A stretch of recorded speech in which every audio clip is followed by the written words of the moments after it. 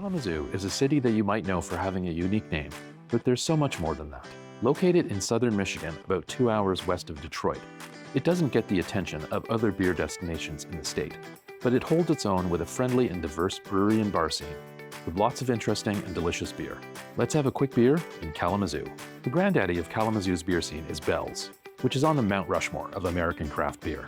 Their local footprint includes a massive production facility in nearby Comstock, and the original Eccentric Cafe in downtown Kalamazoo.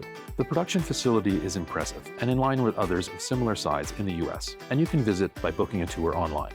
But the cafe truly is the place to go. A lively, lovely bar with a pub, music venue, and general store, and many touches of art and Bell's history around. It's a wonderful spot with a wide variety of their beers available.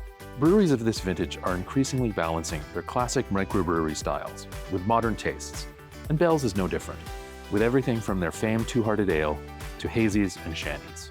In a generous media tour at the Comstock Brewery, the staff emphasized the positive impact of the current New Belgium Lion ownership, likely anticipating hand-wringing of anxious loyalists. However, in today's beer world, I increasingly don't care about corporate ownership anymore, as long as the beer is good and kept local. And Bell's is still doing that big time. Don't miss it. But Kalamazoo County is full of breweries, so let's explore what the region has to offer. In Southtown lies Bright Eyes, a brewery that looks like it's housed in the mid-century retail storefront. It's playful and colorful, with a diner feel featuring a pass-through kitchen at the bar, and classic eats like smash burgers, dogs, and barbecue that complement a unique beer menu that included Irish cream coffee stout, tea-infused amber, and maple walnut coffee porter. Apoptosis is a modern taproom located on Southwest Edge, not far from the interstate. There's a wide-ranging tap list here from Fruited Blonde, Maibach, Dark Mild, and multiple variations of their Imperial Stout, including peanut butter vanilla, chocolate, and apple brandy barrel. A large board game wall and local beer guys at the bar gave the brewery a comfortable vibe. In Millwood, there's One Well, a rocking brewery and bar with an arcade, shuffleboard, air hockey, and more. Tons of tables and seemingly everyone from Kalamazoo here to enjoy themselves. A rollicking spot. A bit northeast of downtown along Gull Road, you'll find Wax Wings, a lively and buzzy brewery and taproom. It's got a hoppy-forward menu with about 6 to 7 IPAs. Get your dart fix here with 6 boards and a free bucket of darts on the bar for all. In nearby Portage lies Presidential Brewery, which has a lighthearted political theme. We were making some beers, me and some friends, and we made a beer on a stovetop here in Portage, and the beer somehow turned out to taste really good, which is uncommon for a first beer. Yeah. So we decided that this beer was going to deserve a name because it needed to be made again. It was an oatmeal stout, one of my favorite styles of beer, and Obama was president at the time.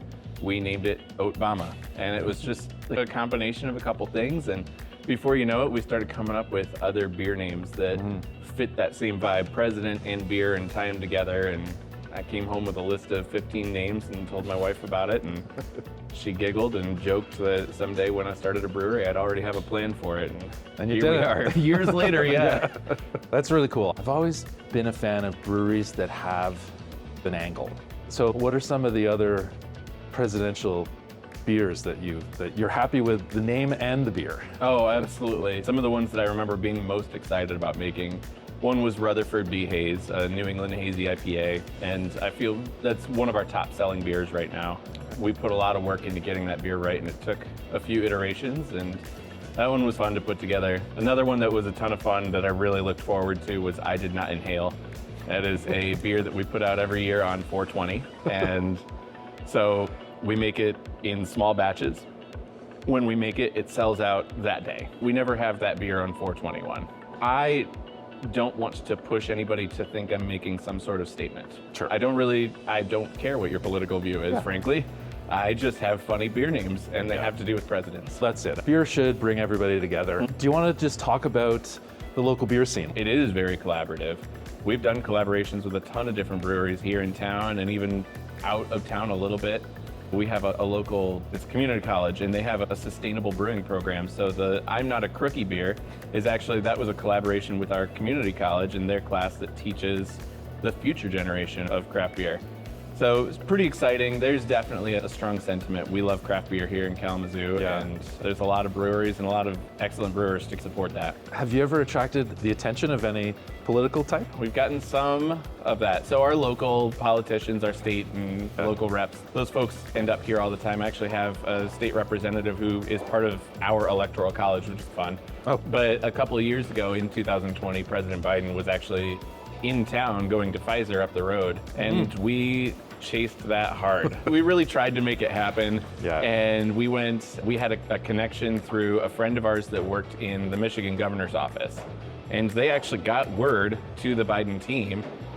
So they at least knew it was an option. Yeah. At the time, everybody was a little bit worried about what COVID meant and being in the wrong place at the wrong time, and the risk was not worth it for them. There's still a ton to explore, so stay tuned for the next episode of A Quick Beer in Kalamazoo, Michigan.